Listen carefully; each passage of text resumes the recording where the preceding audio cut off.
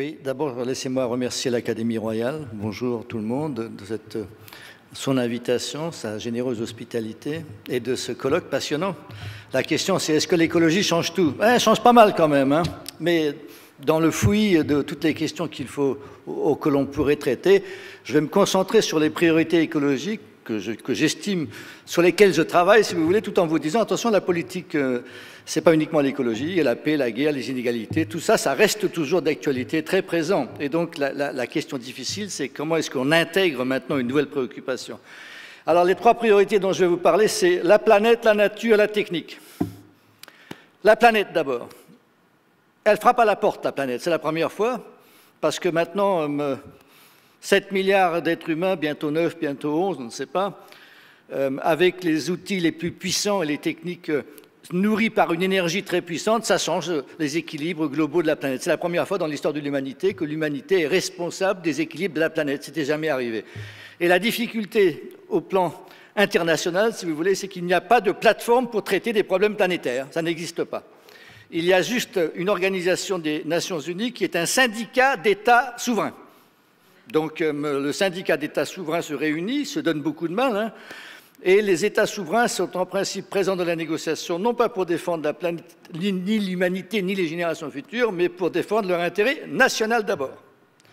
Et voilà pourquoi il a fallu 25 ans au moins pour arriver à l'accord de Paris, dont je dirais mieux quand même que ce que disait Christophe Aguiton, parce que dans l'accord de Paris, il y a quand même quelque chose d'absolument extraordinaire, c'est dans la seconde moitié du siècle, il ne faut aucune émission de gaz à effet de serre qui ne soit compensée par un puits, ça veut dire zéro pétrole, zéro gaz, zéro charbon, c'est clair et net, ça a été consacré par 180 chefs d'État, je ne sais pas combien il y en avait, mais donc, si vous voulez, la parole des politiques a rejoint celle des scientifiques. Les gars, vous savez ce que vous avez à faire. Les gars, c'est qui? C'est les peuples. Voilà, et donc c'est effectivement au peuple de se saisir de ça et d'y parvenir. Nous sommes dans un système westphalien, comme disent les analystes politiques, c'est-à-dire que le traité de Westphalie 1648 a supprimé toutes les autres formes de gouvernance qui existaient et a promu les États nationaux comme les seuls acteurs de la diplomatie. Et donc, ils n'y arrivent pas. Et donc, c'est vrai qu'aujourd'hui, les villes, les entreprises, la société civile au sens où Christophe Aguiton l'a décrite, ils sont beaucoup plus ouverts sur les questions internationales, ils sont au courant. Les villes, imaginez que toutes les villes du monde mettent leurs marchés publics ensemble. Quelle puissance extraordinaire pour acheter des tramways électriques ou autres. Les entreprises, beaucoup d'entreprises sont dans plusieurs pays, à la différence des gouvernements. Et par exemple, certaines entreprises, les avions par exemple, quand vous créez un avion, vous allez le faire voler, il va voler 30 ans. Et donc les ingénieurs, il faut qu'ils sachent à peu près ce qui va se passer dans 30 ans. Donc il y a une très grande différence et des acteurs nouveaux sont en train d'apparaître et il faut que la politique leur fasse en effet une place. Heureusement, il y a eu cet accord donc, de Paris, il y a eu le GIEC, et c'est très intéressant parce que les scientifiques sont devenus en quelque sorte la voix de la planète, et il va falloir... malheureusement, il n'y a pas de chef scientifique aux Nations Unies, il n'y a que les scientifiques du GIEC, rejoints récemment par ceux de la biodiversité, qui se cherchent encore. Est-ce que ça va marcher? On ne sait pas encore. Donc, il y a eu quand même une innovation tout à fait remarquable, ça s'appelle les objectifs, les ODD. Pourquoi c'est remarquable? Parce que justement, comme ça ne marche pas à 195 pays, parce que ça traîne, ça prend un temps infini, eh bien, Kofi Annan a eu l'idée géniale, tiens, si on se fixait des objectifs globaux, et on se débrouille pour y parvenir, mais on a le droit de faire des coalitions. On peut faire des coalitions d'États, de villes, d'associations, d'entreprises, c'est formidable pour atteindre des objectifs, on les chiffre, etc. Et les premiers objectifs ont été les objectifs du millénaire pour le développement, dont une partie a été atteinte. Et ça a mobilisé tout le monde, ça a passionné tout le monde. Et donc maintenant, on a les objectifs de développement durable, il y en a 17, c'est peut-être un peu trop, mais en tous les cas, ça passionne davantage et c'est beaucoup plus efficace, beaucoup plus opératoire qu'une négociation extrêmement lente entre 195 États. La deuxième idée, d'ailleurs, on en a beaucoup parlé aussi pendant la conférence du Rio, c'est est-ce qu'il ne faudrait pas inventer quelque chose pour le long terme et les générations futures? Alors je dis ça juste en passant, on voulait qu'il y ait un médiateur des générations futures, on voulait, Attali propose un Sénat du long terme dans les pays, qu'on ne soit pas toujours obsédé par le court terme, la prochaine élection ou le prochain rapport aux actionnaires, etc.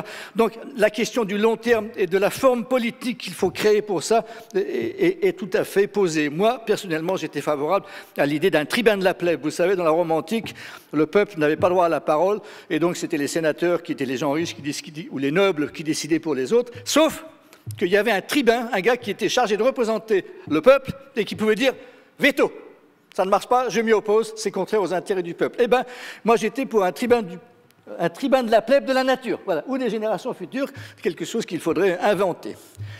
Deuxièmement, la nature. Bon, Madame Harib, on en a parlé beaucoup hier, donc je ne vais pas en parler longtemps. Il faut verdir l'économie. Pourquoi? Parce que l'économie et tout ce qui est enseigné, c'est « Ah, il n'y a que 2 facteurs de production, le capital et le travail. Nature, n'existe pas. » Bon, alors maintenant, nous savons que la nature est un facteur de production très important et qu'il faut en tenir compte. Et il y a beaucoup de paraboles dont on peut parler. L'abeille, par exemple, s'il n'y a pas d'abeille, il n'y a pas de pollinisation. L'abeille est déclarée en danger maintenant dans certains États des États-Unis. C'est un signe inquiétant. On a évidemment besoin des pollinisateurs. Et donc, il faut rémunérer l'abeille. Comment se rémunère l'abeille dans le système? Eh bien, en aidant les apiculteurs à mettre des ruches et en évitant d'utiliser des pesticides qui détruisent les abeilles, etc. En plantant des haies, etc. Et donc, nous assistons à un renouveau de la pensée économique qui est très important et nous ne pouvons plus accepter aujourd'hui qu'il y ait des PDG qui ne connaissent pas le cycle de l'eau. On a parlé de l'eau, évidemment c'est une question absolument essentielle, l'eau va devenir sans doute la question centrale de ce siècle. Nous ne pouvons plus accepter que des politiques ou des chefs d'entreprise méconnaissent complètement la nature ou l'eau. Et ce qui est très important et qui va rejoindre ensuite la politique et la discussion sur les inégalités, c'est que la nature fournit un revenu. Et quand on détruit la nature, on n'a plus de revenus. Alors le revenu, c'est le revenu en nature, c'est des poissons dans la mer, c'est des services rendus par la forêt, c'est tout ce qui vous permet également de vivre sans être obligé d'acheter quelque chose parce que la nature vous le fournit gratuitement. Il faut absolument maintenir ce revenu en nature et l'accroître sans cesse. Et politiquement, qu'est-ce que ça veut dire? Politiquement, ça veut dire il faut des ministères de l'environnement forts, il faut des naturalistes. Ah, mais vous savez, les pauvres naturalistes, comme ils ont souffert depuis 20 ans, on ne les écoutait jamais. Et il y avait des petits bouquins, des leçons de choses de la classe, des petits guides sur les oiseaux. Enfin, maintenant, on va leur demander d'agir parce qu'on va demander aux entreprises de respecter la biodiversité. Elles ne peuvent le faire qu'en demandant aux naturalistes de travailler. Donc, ça y est, les naturalistes sont contents. Ils vont participer maintenant aux différentes instances de décision. On en a absolument besoin, de la même façon qu'il y a un métier nouveau qui est en train d'apparaître partout, les accoucheurs de développement durable. Alors, tu parlais de l'appropriation par la population, mais c'est un métier, c'est dur, c'est difficile, et donc il faut en effet aider les institutions, les entreprises. Il y a en ce moment, dans nos pays, dans la plupart des pays, toutes ces associations sont en train de donner aussi des professionnels que j'appelle les accoucheurs du développement durable, parce qu'elles aident les communautés, les villes, les entreprises à enfin tenir compte du long terme. Dernier point, la technique. Ah, qu'est-ce qu'on a parlé tout à l'heure, il y a 2 jours, de est-ce que l'homme fait partie de la nature ou pas? Oula, grave question. Eh bien, moi, j'ai une théorie, je pense que la technique, c'est de la nature. Et que chaque fois que l'on crée de la technique, une innovation technique, on crée de la nature.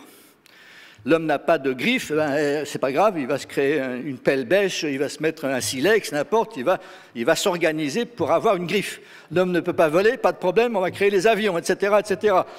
Mais c'est pas aussi simple que ça, parce que par exemple, quand vous créez une autoroute, c'est comme quand vous créez un fleuve. Ceux qui sont sur l'autoroute, ils sont avantagés. Et si vous faites une autoroute entre l'aéroport et la ville, c'est formidable pour ceux qui prennent l'avion, mais vous allez ralentir tous ceux qui sont séparés de la boulangerie par l'autoroute, qui est obligé de faire un détour. La vitesse des uns, c'est ralentir les autres. Et donc, chaque fois que vous créez une institution, une infrastructure, une technique, attention, parce qu'il faut absolument vérifier l'impact que cette technique aura. C'est très important, pourquoi? Parce que notre communauté humaine, elle inscrit sa liberté dans des limites. Et elle s'habitue à ces limites, et son destin s'organise à l'intérieur de ces limites. Ah, vous changez les limites, pas de problème, un nouveau destin. Et donc, une partie de la population est larguée. En ce moment, le progrès technique va tellement vite qu'on n'y parvient pas. Alors, la question c'est, est-ce que la technique libère ou est-ce qu'au contraire, elle opprime? Est-ce que, par exemple, l'électricité, ça peut être le fil à la patte parce que tout le monde doit se relier à un réseau central? Ou est-ce qu'au contraire, on a des techniques qui permettent à des communautés d'avoir leur propre électricité, de s'organiser, etc. C'est une question absolument fondamentale, la question du partage que chaque humain a entre ce qu'il peut faire par lui-même au sein de sa collectivité, dans sa famille, et ce qu'il doit acheter. Et donc, toute la question, c'est que la technique, celle que je préfère et celle qui libère, ce n'est pas celle qui opprime. Nous avons devant nous 2 grands choix techniques. Il va falloir s'organiser pour savoir comment on fait pour répondre aux choix. Parce que vous souvenez-vous, le concile de Latran avait interdit l'arbalète et l'arc. Pas de chance, ça n'a pas marché. Devant nous, nous avons la technique de l'ingénierie planétaire. puisqu'en ce moment même, il y a des chercheurs qui travaillent, qui sont financés par Bill Gates ou par je ne sais quel scientifique a beaucoup d'argent, pour dire, vous n'arriverez peut-être pas aux 2 degrés Celsius, on risque d'aller au-delà, donc ça risque d'être très dangereux. Et donc, il est très possible qu'à tout moment, un pays envoie dans l'air des sulfates qui vont obscurcir la lumière du soleil et refroidir momentanément la surface de la Terre. Oh, mais c'est hyper dangereux, ça. C'est hyper dangereux. Parce que d'abord, ça veut dire que si vous faites ça, il va falloir le faire tout le temps, parce que ça va retomber, donc il faut tous les 2 ans, 3 ans, il va falloir en remettre. Ensuite, c'est extrêmement dangereux parce que ça peut provoquer une guerre. Mais disent les scientifiques, mais attention, parce que vous êtes toujours en retard. L'adaptation, il a fallu combien de temps pour en parler? Eh bien, c'est pareil là. Imaginez qu'il y ait un pays qui tout d'un coup voit sa récolte du riz complètement anéantie par la température. Eh bien, il enverra la fusée, même si c'est un risque de guerre avec les autres. Et donc, il est très important que la communauté humaine, que les politiques, que les scientifiques travaillent sur cette question. Est-ce que c'est possible? À quelles conditions? Comment? Pourquoi? Est-ce qu'il faut complètement le bannir? Parce que moi, je crains le sauveur de la planète qui s'improvise quelque part et qui l'envoie sans nous demander notre avis. La deuxième chose, et ça c'est un autre choix qui est beaucoup plus intéressant, vous savez que Google et autres travaillent à augmenter l'homme.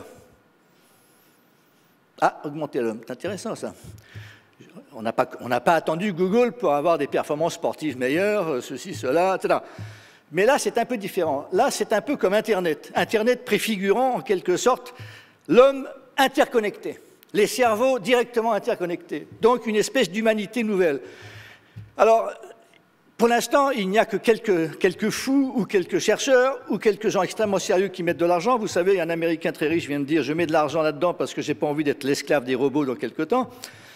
Il y a donc devant nous la possibilité, en effet, de créer un être humain ou une humanité un peu différente. Et donc, la création de nature atteint des proportions extrêmement importantes aujourd'hui, largement méconnues. Et donc, je vous appelle à la vigilance politique, ou en tous les cas, à l'exercice de vos responsabilités politiques pour savoir quel avenir vous voulez.